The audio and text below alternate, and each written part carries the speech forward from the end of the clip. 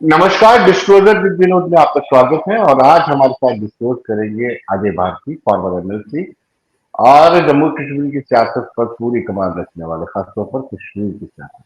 अजय जी, स्वागत है आपका। बहुत धन्यवाद विनोद जी। नमस्कार आपको भी और आपके दर्शकों को भी। एक मुश्किल का सवाल, आसान भाषा में।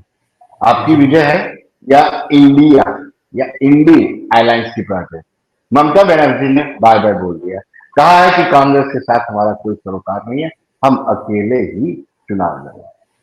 देखिए, जहां तक भारतीय जनता पार्टी का सवाल है, वो तो पहले से ही मानती थी कि ये एक ऐसा अपॉर्चुनिस्ट गठजोड़ है, ये जो आगे चलने वाला नहीं है। ये सिर्फ ममता बनर्जी की बात ही नहीं है, हर कोई एक दूसरे के साथ खिंचाव, चाहे वो अखिलेश हो यूपी में। अभी तो अब ये कल के बच्चे हैं, ये आप वाले भी अब अधीर रंजन चौधरी को ज्ञान दे रहे हैं, इसलिए ये तो कभी शुरुआत ही नहीं था। भारतीय जनता पार्टी का आगे बढ़ना इस पर निर्भर नहीं है। हाँ, देश की प्रगति में, देश को आगे बढ़ाने में इनकी जितनी भी इम्पेडिमेंट्स, जितनी भी वो रुकावटें खड़ा कर सकते थे, उस वजह से लोग इनसे और ज्यादा नाराज होता है। और अभी हमने देखा, खासकर ममता बनर्जी जी ने जिस तरह से मना कर दिया, उसके बाद बाकी जितना भी चल रहा है, और इससे पहले भी हम ये मानते हैं कि इंडी अलायंस बिल्कुल एक टेम्पररी अपॉर्चुनिस्ट एक गठजोड़ था, गठजोड़ है जो आगे नहीं बढ़ेगा। और इसमें सबसे बड़ी बात कांग्रेस पार्टी के लिए है कि उसको तो अब इंसल्ट सहने का आदत सी हो गई है। अब अभी अभी मैं देख रहा था कि जयराम रमेश जी ने एक स्टेटमेंट किया है कि भाई हम बंगाल में या ओवरऑल इंडिया अलायंस को ममता बनर्जी के बगैर नहीं समझ सकती। यानी ममता बनर्जी जो भीख में उनको दे देगी, वो सीटें मान करके ये उनके पीछे रहेंगे, ये उसे अलग नहीं होना चाहिए, या कांग्रेस की मजबूरी है। यही हम देश को पहले से कह रहे थे कि कांग्रेस की जो हालत है वो उसके अपने करतूतों के कारण, अपने कर्मों के कारण है। उसने देश के खिलाफ, देश के प्रगति में जो जितनी रुकावटें डाली, जितनी प्रॉब्लम्स खड़ी कर दी है, उसके कारण ये सारा उसका हाल है। और अब कांग्रेस किसी भी तरीके से कुछ सीटें उनको मिल जाए, ये इस क्वेश्चन में आई है। अजय जी, हम मणिपुर देख रहे थे, मिजोरम देख रहे थे, क्राउड तो बहुत ज्यादा था। क्या उससे आपको डर तो नहीं लगता है, या आप मानते हैं कि वहां कुछ? जी। देखिए, हम ये मानते हैं कि नॉर्थ ईस्ट में जैसे, मतलब जैसे वो दिख रहा है टीवी पर, ऐसा कोशिश की जा रही है क्राउड, लेकिन जो ही वो असम आए तो वहां तो था नहीं, बल्कि वहां पर उनको इतना फिर प्रॉब्लम हो गई कि वो वायलेंस पर उतर आए। तो इसलिए क्राउड तो वो जो दिखाने का कैमरा से लेकर वैसे तक की हालत है, ग्राउंड पर इसके सपोर्ट में, चाहे उस यात्रा की हो चाहे ये हो, उसमें कोई सपोर्ट नहीं। क्योंकि ये सिर्फ एक तमाशा है, ये उन ताकतों को जोड़ने का है जो भारत के खिलाफ काम करते हैं, जो भारत के विरुद्ध काम करते हैं, भारत की अपनी संस्कृति के खिलाफ करते हैं, जो भारत से जुड़ी हुई मिट्टी के महक के साथ जिनका कोई नाता नहीं है, उस प्रकार के लोगों को इकट्ठा करना। अब पिछले 8-10 वर्षों में देश की जनता ने, चाहे वो नॉर्थ ईस्ट की हो चाहे वो कहीं पर भी हो, उन्होंने देखा कि जो वास्तव में भारत के प्रति समर्पित सरकार हो वो कैसे काम करती है। इसलिए अब वो और किसी को देखना नहीं चाहते। नॉर्थ ईस्ट में तो खासकर जिस प्रकार से कांग्रेस पार्टी ने उसको इग्नोर किया, कॉन्स्टेंटली इग्नोर किया, वहां के लोगों को एक तरीके से देश की मेन स्ट्रीम से अलग करने की कोशिश की, वो वहां के लोग भी जानते हैं। इसीलिए कांग्रेस का वहां हाल हमने देखा हुआ है। हाँ, इस वक्त वो इस पब्लिक मैनेजमेंट में उसको दिखाने की कोशिश करते हैं, लेकिन वास्तव में हम देख रहे थे असम में तो 1,500-2,000 लोग, इतने बड़े आप नेशनल लेवल की और इतने सारे पार्टी के लीडर्स को लेकर जा रहे हैं, तो वो कोई भीड़ नहीं होती, ऐसा हमारा मानना है। दक्षिण भारत में कर्नाटक के जाने के बाद भारतीय जनता पार्टी की हालत पतली हो गई है। क्या 2024 के लोकसभा उल्टा है। चुनाव में परिस्थितियां बदलेंगी?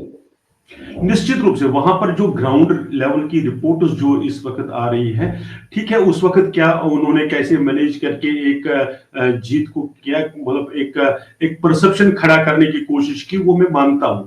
लेकिन जो ही चुनाव का परिणाम आया और जो ही सरकार बनी, जो ही कांग्रेस ने अपने जितने भी वादे किए थे उनसे पलटने का काम शुरू किया, और अपने ही वादों को कैसे तोड़ मोड़ करके फिर लिमिट करने की काश, चाहे वो कोई भी स्कीम हो, तो उसके कारण वहां के लोगों को भी ध्यान में आता है, बल्कि वो महसूस करते हैं कि शायद उनसे बड़ी गलती होगी, जो वो 2024 के लोकसभा में दोहराएंगे नहीं, बल्कि उसको सुधार करेंगे। अजय जी, कर्पूरी ठाकुर जो फॉर्मर चीफ मिनिस्टर है बिहार के और गैर कांग्रेसी हैं, उनको भारत रत्न दिए जाने की तारीफ जो है नीतीश कुमार ने की है। और नीतीश कुमार रसीदे भी पढ़ रहे हैं प्रधानमंत्री के। क्या अगर वो हाथ बढ़ाएंगे एनडीए की तरफ तो दामन थाम लिया जाएगा? मेरे हिसाब से जो, हालांकि मैं बिहार की जो वहां पर जो निर्णायक मंडल है, मैं उसके ऑन बिहाफ उनके नहीं कह सकता हूं, क्योंकि अलग प्रदेश है, वहां की अपना नेतृत्व है, वो जिस प्रकार से सोचते हैं। लेकिन जिस प्रकार से हम पहले से देखते हैं, तो मेरे हिसाब से तो भारतीय जनता पार्टी के दरवाजे उनके लिए हमेशा के लिए बंद है, क्योंकि जिस प्रकार से वो हर बार पलटते हैं। इस बार हमने उनके इस एक तो पहले तो जो अब भारत रत्न कर्पूरी ठाकुर जी हैं, उनका तो योगदान जो बिहार के विकास से लेकर बिहार की जनता को आगे लाने में, और खासकर जो ओबीसी वर्ग है उसके उनकी सुधार की भूमिका बहुत ही बड़ी है, बहुत ही महती भूमिका उनकी रही है। इसलिए उनका जो उनको सम्मान देना, ये भारतीय जनता पार्टी हर उस व्यक्ति को सम्मान देती है जो भारत की सेवा में लगा हुआ रहा, कभी भी रहा और अच्छी तरीके से काम किया है। लेकिन नीतीश कुमार जी के बारे में ये साफ है कि जैसे हम देखते हैं, वो प्राण किशोर साहब जिस प्रकार से, प्रशांत किशोर जी जिस प्रकार से घूम कर बता रहे कि प्रशांत जी जैसे कह रहे हैं, मैं मतलब ये नहीं कह, मैं फिर कह रहा हूं, मैं वहां की ग्राउंड रियलिटीज को उस ढंग से नहीं देख सकता। तो उसके हिसाब से तो नीतीश जी अगर अब 2-3 सीटें ले लें इस बार, तो वैसे उनकी पार्टी और उनकी राजनीति समाप्त हुई, ऐसा वो घोषणा करते हैं। इसलिए वो डेस्परेशन में कुछ भी कर सकते हैं। लेकिन भारतीय जनता पार्टी इस तरह से अब बार बार आजमाने के लिए मुझे लगता है कि किसी मूड में नहीं है। आपको लगता है कि पंजाब में आम आदमी पार्टी भी आंख दिखाएगी कांग्रेस को? वो तो अभी अभी मैं देख रहा था, वो दिल्ली का एक मंत्री, कल का ही जूनियर है, वो अधीर रंजन चौधरी को प्रैक्टिकली कांग्रेस से निकालने की वकालत कर रहा है। वो तो कह रहा है कि उसी को समझा रहा है। तो आप बेशक कांग्रेस की ही बी टीम रही, बेशक कांग्रेस ने अपने वजूद को खत्म करके बीजेपी के खिलाफ आपको खड़ा किया हो, लेकिन अब उसमें से दोबारा उनका ग्राउंड कैसे मिलेगा हम तो देखते नहीं। लेकिन पंजाब में भी अगर आप देखेंगे कि जब से आप पार्टी की सरकार आई है, तब से जो गैर कांग्रेसी, गैर अकाली, गैर जो संजीदा वोटर पंजाब का है, वो भारतीय जनता पार्टी की बड़ी आशा की नजरों से देखता है। मुझे लगता है कि इस बार हमारा जो प्रदर्शन पंजाब में होगा वो काफी अच्छा होगा, बड़ा फेवरेबल होगा, क्योंकि जिस प्रकार के सीनियर लीडर्स बाकी पार्टियों के जो मेच्योर लीडर हैं, लंबे समय तक राजनीति करते रहे पंजाब में, चाहे सुनील जाखड़ जी जैसे व्यक्ति हो, तो वो आकर पार्टी को मजबूत कर रहे हैं। तो मुझे लगता है कि इस बार भारतीय जनता पार्टी काफी अच्छी जीत पंजाब में हासिल करेगी।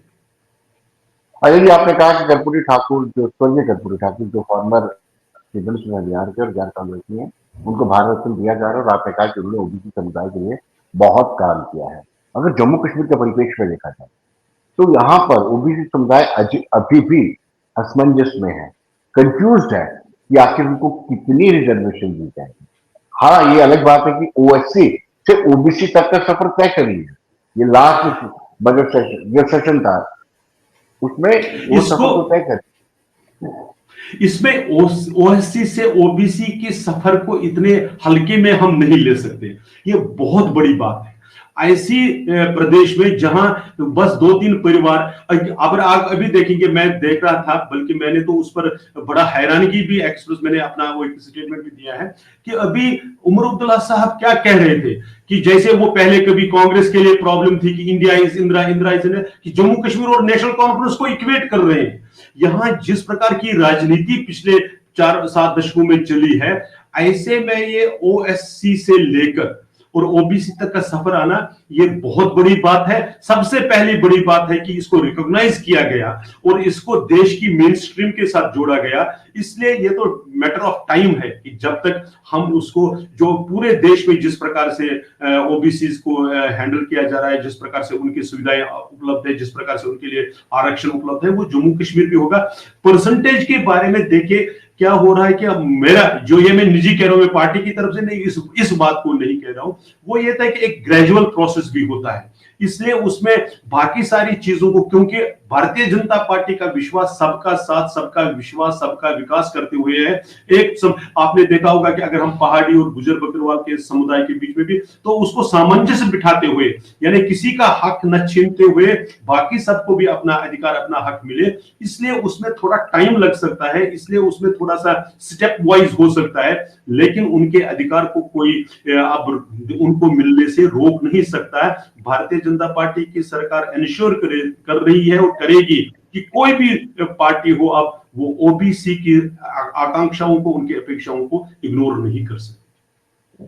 अजय जी, पहाड़ी ट्राइब्स के लिए देखा जाए तो ना खुदा ही मिला ना विसाले यार। उन्होंने विजय यात्राएं भी निकाल दी। बारामूला में भी एक रैली होती है, गृह मंत्री अमित शाह उसमें ऐलान करते हैं कि पहाड़ियों को उनके राइट्स मिलेंगे। फिर राजौरी में, उसका मैं भी हिस्सा था, बारामूला में मुझे जाने का मौका मिला। लेकिन अब मुझे लगता है वोट ऑन अकाउंट ही बचा हुआ है, उस दौरान इस तरह के फैसले होंगे ना नहीं होंगे। ये पहाड़ी ट्राइब असमंजस की स्थिति में है और इसका पूरा फायदा नेशनल कॉन्फ्रेंस ले रही है। नेशनल कॉन्फ्रेंस हर जिले में गुज्जर बकरवाल समुदाय का सम्मेलन कर रही है, जो भाजपा को कहीं ना कहीं नुकसान पहुंचा सकता सबसे पहले तो मैं एक चीज बताऊं, क्योंकि हमारे यहाँ पर भी पहाड़ी समाज से आए हुए कार्यकर्ताओं को जब हम बैठकों में मिलते हैं, तो जितने उत्साहित वो हैं, मुझे कहीं लगता नहीं कि उनके दिमाग में किसी भी, चाहे वो किसी भी पूजा पद्धति से जुड़े हुए हों, उनको ये पूरा विश्वास है कि भारतीय जनता पार्टी उनके साथ किए हुए वादे को पूरा कर रही है। और इसमें मैं एक चीज और बताऊं, ये पहले ही शुरू हुआ है। यहाँ पर जो रिजर्वेशन 4% की, वो सारी चीजें वो पहले ही हो चुका है, इसलिए उनको मतलब उसमें कोई डाउट ही नहीं है, किसी को, उनको भी नहीं है। हाँ, मैं ये मानता हूं कि नेशनल कॉन्फ्रेंस ने अपनी कुर्सी को बचाने के लिए, अपनी राजनीति बचाने के लिए कोशिश करी कि गुजर समाज में कंफ्यूजन डालने के लिए। लेकिन अगर आप देखेंगे, बहुत ही थोड़े समय में भारतीय जनता पार्टी ने आउटरीच करके गुजर समाज के उस विश्वास को रेस्टोर किया है कि उनके किसी भी अधिकार को छीना नहीं जाएगा, उनके किसी भी अधिकार में कोई किसी प्रकार की कमी नहीं आएगी। और आज जो गुजर समाज के भी, बकरवाल समाज के भी जो प्रमुख नेता है, वो इस बात को मानते हैं। हाँ, बाकी पार्टियों में होने के नाते वो अपनी पब्लिकली इस बात को वॉइस नहीं करते होंगे, लेकिन वो ये मानते हैं कि इसका अपना उनका प्रधानमंत्री मोदी जी की गारंटी पर, मोदी वाली गारंटी पर उनको विश्वास है। और वो इसलिए, अगर आप देखेंगे, जो प्रकार के इन दोनों समाजों को आपस में लड़ाने की कोशिश की गई, वो कामयाब नहीं हुई। और भारतीय जनता पार्टी का वादा पक्का है, वो चाहे कब भी होगा, वो एक्चुअल टाइमिंग तो, चूंकि ये एक लेजिस्लेटिव प्रोसेस है, एक पार्लियामेंट को करना है, उस पर हमारा अधिकार नहीं है बोलना। हम सिर्फ ये कह सकते हैं कि पार्टी की तरफ से ये एश्योरेंस है, 100% एश्योरेंस है कि ये हो जाएगा। और मेरा जितना अनुमान है और जितना मेरी जानकारी है, चुनाव से पहले हो है। फेथ रिस्टोर करने की बात की आपने गुज्जर बकरवाल की। फेथ रिस्टोर करने का ये मतलब नहीं है कि आप गुलाम अली खटाना को राज्यसभा के माध्यम से एमपी बना, तो पूरा समुदाय खुश नहीं, हो जाएगा। वो एक स्टेप है। देखिए, गुजर समाज का या एसटी समाज देश में बहुत जगहों पर है, एक जगह नहीं है। लेकिन भारतीय जनता पार्टी के नेतृत्व ने जम्मू कश्मीर के गुजर समाज को ही क्यों चुना कि पार्टी का एक रिप्रेजेंटेटिव पार्लियामेंट में जाना चाहिए। यह एक स्टेप है, लेकिन ये एक अकेला स्टेप नहीं है। हमारा जो गुजर समाज में है, जो कांटेक्ट है, जो कनेक्ट है, जो आउटरीच है, जो हमारा एसटी मोर्चा हो, चाहे स्टेट लीडरशिप हो या सेंट्रल लीडरशिप हो, वो जिस प्रकार से यहाँ के प्रतिनिधि मंडल और बहुत ही सीनियर और सीरियस लोग जाकर गृह मंत्री जी से मिले, इसलिए जो वो सारा कम्युनिकेशन है, ये सिर्फ एक स्टेप नहीं है, लेकिन वो स्टेप भी अपने आप में कोई कम नहीं है। उस बात को भी अप्रिशिएट करना चाहिए कि वो बहुत बड़ी बात है, क्योंकि इस समाज के अपने में से कोई अगर पार्लियामेंट में पहुंचता है, उनकी बात को और ढंग से, बाकी बातों के अलावा, बाकी इश्यूज के अलावा उनके बात को विशेष रूप से कह देता है, तो उसके भी बड़े माने होते हैं। इसलिए उसको कम ना आंका जाए, लेकिन सिर्फ वही एक अकेला स्टेप है ऐसा नहीं है। अपना लाइव कांटेक्ट है, जीवंत संपर्क है समाज के विभिन्न क्षेत्रों में। ऐसे ही गुजर समाज के नेतृत्व के साथ भी भारतीय जनता पार्टी का लाइव कांटेक्ट है। इसलिए कंफ्यूजन या कोई क्रिएट करने की जो भी कोशिश हुई, वो कामयाब नहीं हो पाई। अजय जी, आप भी जानते हैं और आंकलन भी आपने किया होगा कि पहाड़ी ट्राइब्स डिसाइडिंग फैक्टर है विधानसभा की कुछ सीटों के लिए और लोकसभा की सीटों में भी वो काफी कंट्रीब्यूट कर सकते हैं। लेकिन उसके बावजूद भी इसको निगरान करना है। क्या आपको संशय है कि पहाड़ी ट्राइब्स के लोग एसटी का दर्जा लेने के बाद भाजपा के फेवर में वोट नहीं डालेंगे? देखिए ये मतलब मैं बहुत ईमानदारी के साथ कहता हूं कि भारतीय जनता पार्टी सिर्फ वोट पॉलिटिक्स के कारण इस प्रकार का करती है, ऐसा नहीं है। हमारे लिए आप ये बता दीजिए कि एक ही मोहल्ला है, चाहे वो केरन हो, करना हो, टंगडार हो, गुरेज हो, उडी हो या पुंछ रजौरी का इलाका हो, दो परिवार साथ में रह रहे हैं, एक को आप एसटी का दर्जा दे रहे हैं, एक को नहीं, दोनों की डिफिकल्टी सेम है, दोनों की परेशानियां सेम है, दोनों उसी प्रकार से एक ही उसी डिफिकल्ट एरिया में रहते हैं। तो ऐसे कैसे हो सकता है कि आप एक समाज को आगे लाएं, एक को पीछे छोड़े? ये राजनीति भारतीय जनता पार्टी उस हिसाब से नहीं करती है। हमारे यहाँ जो हमारे स्वर्गीय पंडित दीनदयाल जी उपाध्याय का है कि अंत्योदय आखिरी व्यक्ति तक, इसलिए उसमें पहाड़ी समाज भी आता है, उनको भी विकास, उनका भी आगे लाने का ये कमिटमेंट हमारी आइडियोलॉजिकल है, वैचारिक कमिटमेंट है। इसलिए वो बात उसको वोट के साथ हम जोड़कर नहीं देते। हाँ, हम पॉलिटिकल पार्टी है, हमें भी चुनाव लड़ना है, चुनाव में जीत कर आएंगे तभी हम ऐसे प्रकार के काम कर सकते हैं। अगर मान लीजिए भारतीय जनता पार्टी की सरकार ही नहीं बनती तो कैसे हम ओबीसी या पहाड़ी समाज को ये बात कर सकते हैं? इसलिए वोट चाहिए इन सब समाजों की सेवा करने के लिए, देश की सेवा करने के लिए ये वोट चाहिए। इसलिए हम भी वोट मांगते हैं और मांगेंगे निश्चित रूप से। पॉलिटिकल पार्टी है, हम कोई चैरिटेबल ट्रस्ट नहीं है, लेकिन ये सारे काम डिप्रीवेशन के कारण जो वंचित वर्ग है उनको अपना अधिकार मिले, किसी और के अधिकारों को छीने बगैर, ये अपना कमिटमेंट है, ये अपना वैचारिक अनुष्ठान है, ये हमारी आधार है हमारे काम का। और आज से नहीं है, जब से पार्टी बनी है तब से है। इसलिए उन दोनों चीजों को हम जोड़कर नहीं देखते, लेकिन बेशक उम्मीद भी करते हैं, अपील भी करते हैं कि इस समाज से नहीं, पूरे जम्मू कश्मीर के लोगों के साथ कि आप आदरणीय नरेंद्र मोदी जी का हाथ मजबूत कर दीजिए, तो आप देखेंगे कि जम्मू कश्मीर कहां से कहां तक पहुंच जाएगा। ये डायनास्टिक जो ये परिवारवाद है, उनके चुंगल से उसको निकालकर आप देख लीजिए कि जिस प्रकार से टेररिज्म से टूरिज्म तक की वापस सफर हुआ है, उसको और विकास मिलेगा। यहाँ के हमारी आने वाली पीढ़ियां देश और दुनिया में न केवल अपना बल्कि जम्मू कश्मीर और देश का नाम करेंगे। यह इस नेतृत्व में ही संभव है। अजय जी, कुछ और इश्यूज बताया है, जैसे वाल्मीकि समाज को एसटी का दर्जा दिया जाना, वेस्ट पाकिस्तानी रिफ्यूजी को ओबीसी का दर्जा दिया जाना, ये अभी पूरी तरह से क्लियर, स्पष्ट नहीं हो पाया। नहीं, इसमें मुझे समझ नहीं आती कि ऐसी अस्पष्टता क्या है, क्या नहीं क्लियर है। देखिए, सबसे बड़ी बात है कि जो कॉन्स्टिट्यूशनल रिक्वायरमेंट्स थे वो लगभग पूरी हो गई है।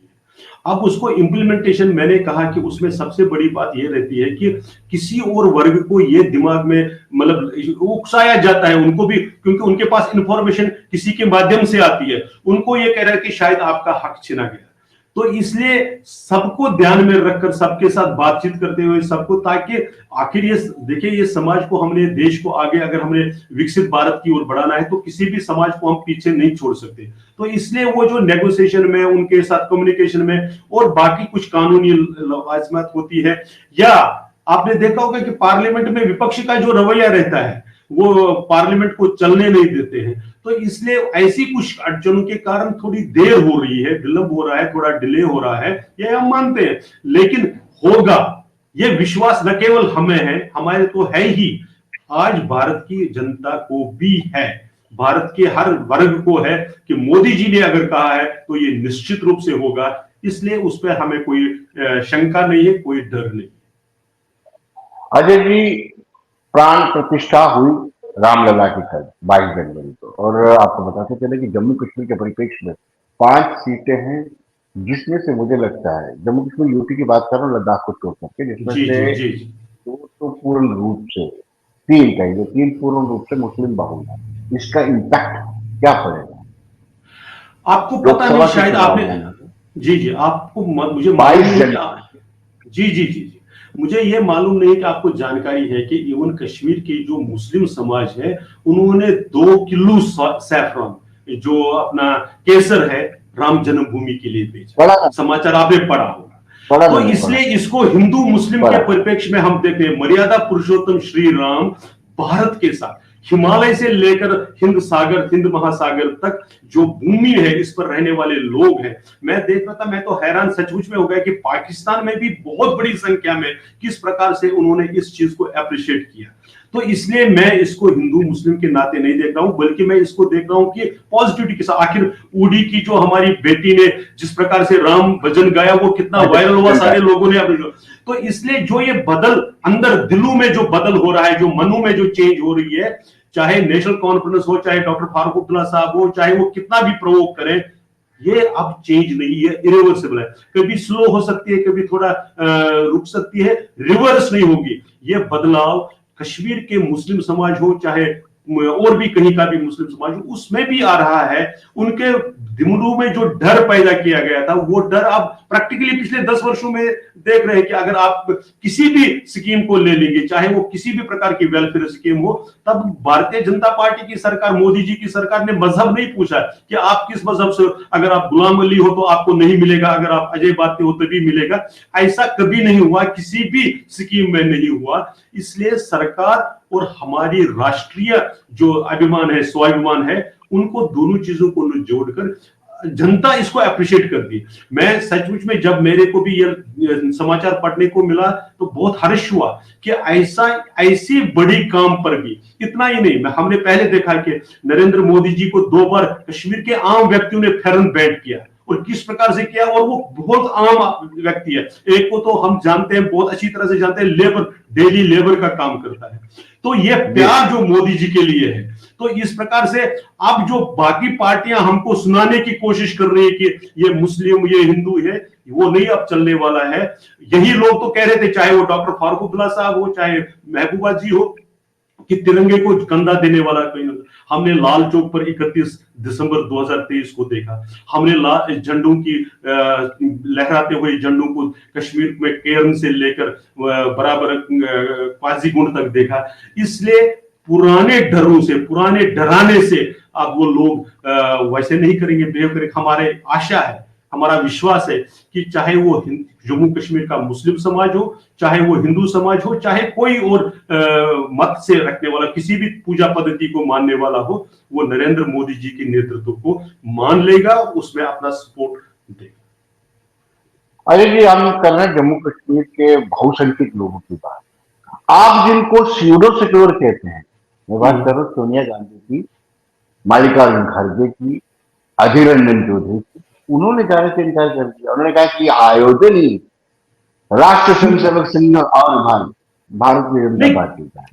नहीं, ये जो लोग हैं ये एंटी सनातन है, इसमें किसी को डाउट नहीं है, वो एंटी सनातन है। ये आज से नहीं है, जवाहरलाल नेहरू जी के समय से, जब सोमनाथ मंदिर का रेनोवेशन हो रहा था, उसका जीर्णोद्धार हो रहा था, तब भी वो नहीं गए, बल्कि उन्होंने तत्कालीन जो राष्ट्रपति राजेंद्र बाबू थे, उनको भी रोकने की कोशिश की। इतना ही नहीं, जो भी कभी हिंदू सम्मान की बात आई, सनातन के सम्मान की बात आई, यहां तक कि नेहरू जी के बारे में कहा जाता है, उन्होंने कहा कि I am a Hindu by accident. अब जब इस प्रकार की बात जब करेंगे तो वही परंपरा चली आ रही है, और सोनिया जी ने तो उसको और प्रखर रूप से सामने लाया है।